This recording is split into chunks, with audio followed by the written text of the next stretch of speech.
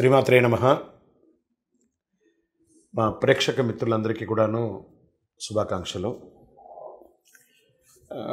ఎప్పుడూ కూడాను ఈ మాస ఫలితాలు, తర్వాత సంవత్సర ఫలితాలు, ప్రత్యేక ఫలితాలు మాత్రమే కాకుండా కొన్ని నిత్య జీవితంలో మనం పాటించవలసింది, కాస్త తెలుసుకోవాల్సింది, నా పరిగణలో తెలిసింది, మా గురువులు మాకు నేర్పించింది, సద్గురువుల దగ్గర నుంచి సేకరించినటువంటి కొన్ని సమాచారాన్ని మీతో పంచుకోవాలని ఈ వీడియోస్ ద్వారా మేము స్టార్ట్ చేస్తున్నాం.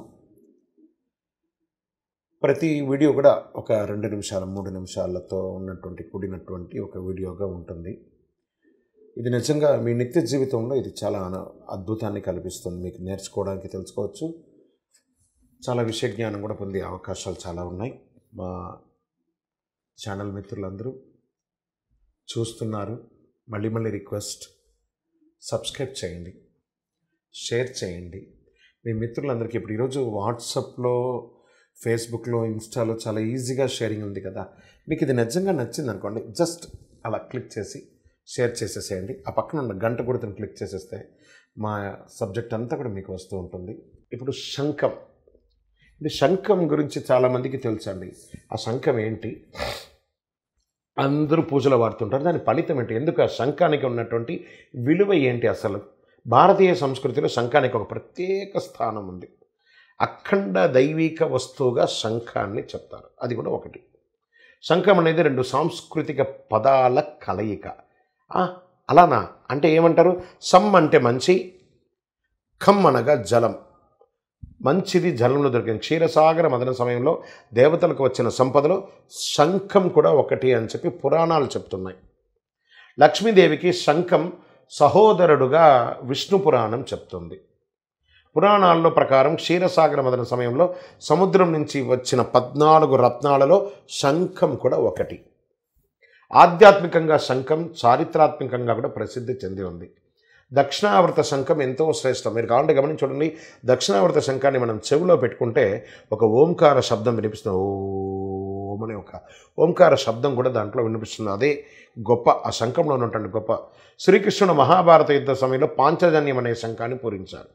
అదేవిధంగా అర్జునుడు శంఖాన్ని దేవదత్తంగాను, భీముడు శంఖాన్ని పాండ్రికమని, యుధిష్ఠుడు శంఖాన్ని అనంత విజయమని, నకుల శంఖాన్ని సుఘోషానామంతో, సహదేవుడు శంఖాన్ని మణిపుష్ప అనే పేర్లతో పిలుస్తారని మహాభారత కథ కూడా చెప్తుంది. వారందరూ కూడా శంఖాన్ని వాడి ఉన్నారు. వైరి వర్గంతో యుద్ధానికి తలపడేటప్పుడు శంఖాన్ని పూరించడం అనేది యుద్ధ నియమంలో ఒకటిగా వచ్చింది. విజయ సూచిక కూడా శంఖాన్ని పూరించడం ఒక ఆచారం. లక్ష్మీ శంఖం సముద్ర తనయుని విష్ణు పురాణం తెలుపుతుంది. వరుణుడు, చంద్రుడు, సూర్యుడు శంఖం యొక్క పీఠ భాగంలోనూ, ప్రజాపతి ఉపరితలం మీద, గంగా సరస్వతులు ముందు భాగంలో ఉంటారు. శంఖజలాన్ని ఉంచి మంచి కలశంగాను కూడా దీన్ని భావిస్తారు. ఇందులో ఉంచిన నీటిని పవిత్ర తీర్థంగా ఉపయోగిస్తారు. ఎలా? వాళ్ళ మంత్రంలోనే చెప్పడం జరుగుతుంది. శంఖ మధ్యే స్థితం తోయం భ్రామితం శంకరోవరి అంగలగ్నం మనుష్యానం బ్రహ్మహత్యాపోవినాం. ఆ యొక్క శంఖజలంతో ప్రోక్షణం చేస్తే బ్రహ్మహత్యా దోషం కూడా పోతుంది అని చెప్తారు. నవనిధులు, అష్టసిద్ధులు దీన్ని ఉపయోగిస్తారు. పూజ, ఆరాధన, యజ్ఞాలు, తాంత్రిక క్రియలు శంఖాన్ని ఉపయోగిస్తారు. శంఖత్వని విజయానికి, సమృద్ధికి, సుఖానికి, కీర్తి ప్రతిష్టలకి, లక్ష్మీ అనుగ్రహానికి ఒక పాత్ర అని కూడా చెప్పచ్చు. ధార్మిక ఉత్సవాలు, యజ్ఞాదులు, శివరాత్రి పర్వదినాలు శంఖనాదాన్ని అద్భుతంగా చేస్తూ ఉంటారు. శంఖానికి పూజించిన పాటు శంఖంతో పూజాది కార్యక్రమాన్ని నిర్వర్తిస్తారు. దీనిలో ఎలా ఉంటుందంటే శంఖ పూజనే ఉంటుంది. ఆ శంఖానికి పూజ చేసిన తర్వాతనే ఏ పనైనా కూడా చేయాలి అని చెప్తూ ఉంటారు. అభిషేకం చేస్తారు. ఆ శంఖంతో రకరకాల నవాభిషేకాలు చేస్తారు. శంఖంలో కూడా వివిధ రకాలు ఉన్నాయి. దీని ఆకారాన్ని బట్టి దక్షిణావర్త శంఖం, మధ్యవర్త శంఖం అని చెప్తూ ఉంటారు. వీటిలో లక్ష్మీ శంఖం, గోముఖ శంఖం, కామధేను శంఖం, దేవశంఖం, సుఘోష శంఖం, గరుడ శంఖం, మణిపుష్పక శంఖం, రాక్షస శంఖం, శని శంఖం, రాహు శంఖం, కేతు శంఖం, కూర్మ శంఖాలని ఇన్ని రకాల శంఖాలు ఉన్నాయి. భారత యుద్ధ సమయంలో శ్రీకృష్ణ పాంచజన్య శంఖాన్ని ఉపయోగించారు. ఇలా విరాటుడు సాత్విక శంఖాన్ని పూరించినట్టు పురాణాలు చెప్తున్నాయి. పూజాగదిలో దక్షిణావర్త శంఖం సిరి సంపదలు చేకూరడానికి పూజా మందిరంలో దక్షిణావర్త శంఖాన్ని ఉంచుకుంటే శాస్త్రాలు చెప్పబడుతున్నాయండి. అంటే కుడివైపు నుంచి తెరుచుకొని ఉండే శంఖం అన్నమాట. దీన్ని దక్షిణావర్తి శంఖం. దీన్ని లక్ష్మీదేవి నివాసంగా చెప్తుంటారు. ఈ శంఖం ఉన్న చోట శ్రీ మహాలక్ష్మి కొలువై ఉంటుందని శాస్త్రం చెప్పబడుతుంది. అందుకే పూజా గదిలో దీన్ని ఉంచి అనునిత్యం పూజించాలని చెప్తూ ఉంటారు. ఫలితంగా దారిద్ర్యనాశనం.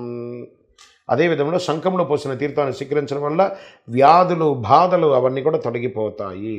శంఖాన్ని ఊదినట్లయితే ప్రాణాయామం చేసినంత వ్యాయామం శరీరానికి దొరుకుతుంది. అంటే సకల నరాలు యాక్టివేట్ అవుతుంది, చక్రాలు కూడా యాక్టివేట్ అవుతుంది. అంటే శంఖాన్ని ఊదితే గుండె ఆరోగ్యంగా లబ్డపని కొట్టుకునేది, మంచి బ్రీత్ కూడా చాలా చక్కగా అవుతుంది, మెదడు చురుకుతనం పొందుతుంది, ఊపిరితిత్తుల పనితీరు శ్వాసక్రియ బాగుంటుంది.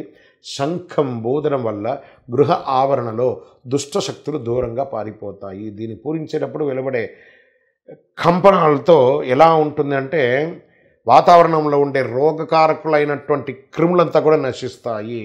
శంఖం వల్ల మనిషిలో తమో రజో గుణాలు నశించి సత్వగుణంతో పెరుగుతూ ఉంటారు. అందువలనే శంఖాన్ని పూరించడం వల్ల కానీ, ఆ ధ్వనిని వినడం వల్ల కానీ 6 నెలలు పురాణ శ్రవణం విన్న ఫలితం, వేదకోశం విన్న ఫలితం పొందుతారని చెప్తుంటారు. కాబట్టి ప్రతి ఒక్కరూ మీ యొక్క ఇంట్లో ఆ శంఖాన్ని ఉంచి పూజించండి. పూజించకపోయినా పర్లేదు, ఇంట్లో ఒక శంఖాన్ని పెట్టండి.